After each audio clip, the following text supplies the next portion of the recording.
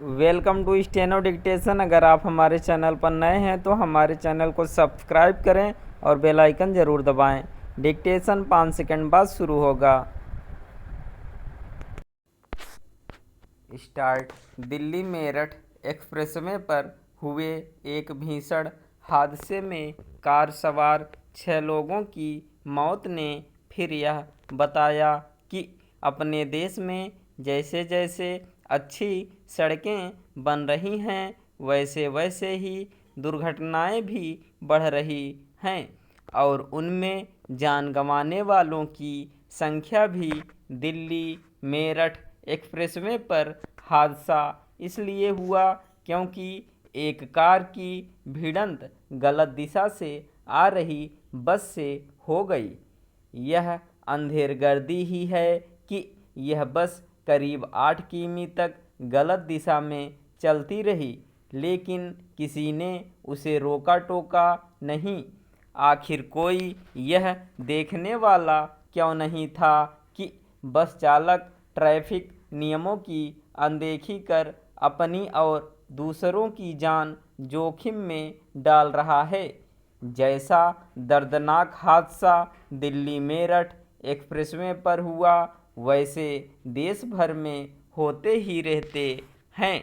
Expressway, highway आदि पर होने वाले हादसों में न जाने कितने लोग मरते और अपंग होते हैं, लेकिन इसके ठोस उपाय नहीं किए जा रहे हैं कि उनमें ट्रैफिक नियमों का पालन हो।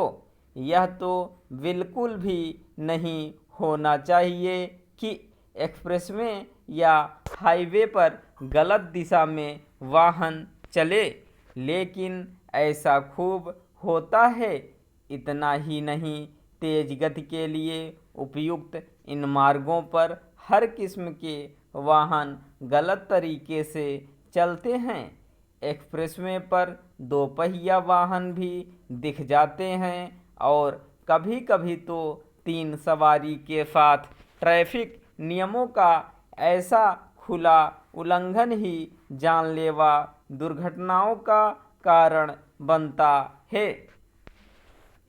एक आंकड़े के अनुसार अपने देश में प्रति वर्ष 1.5 लाख लोग सड़क दुर्घटनाओं में मारे जाते हैं। यह बहुत बड़ी संख्या है, लेकिन इसके बाद भी मार्ग दुर्घटनाओं को रोकने के लिए वैसे जतन नहीं किए जा रहे जैसे अनिवार्य हो चुके हैं।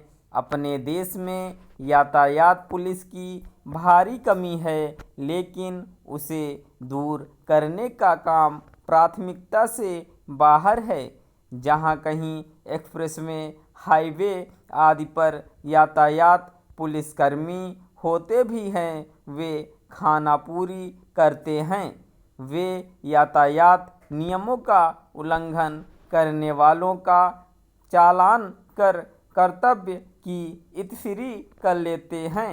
आमतौर पर चालान का शिकार वाहन चालक इसलिए बेपरवाह बना रहता है क्योंकि वह मामूली जुर्माना देकर छूट जाता है।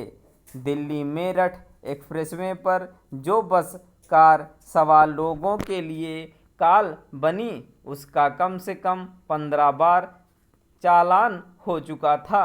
इसके बाद भी उसके चालक की सेहत पर कोई असर नहीं पड़ा।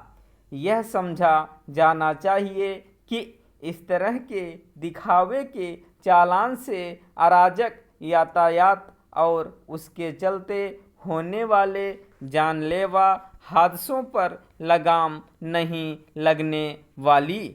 लगाम तब लगेगी जब यातायात नियमों का उल्लंघन करने वालों को कठोर दंड का भागीदार बनाया जाएगा।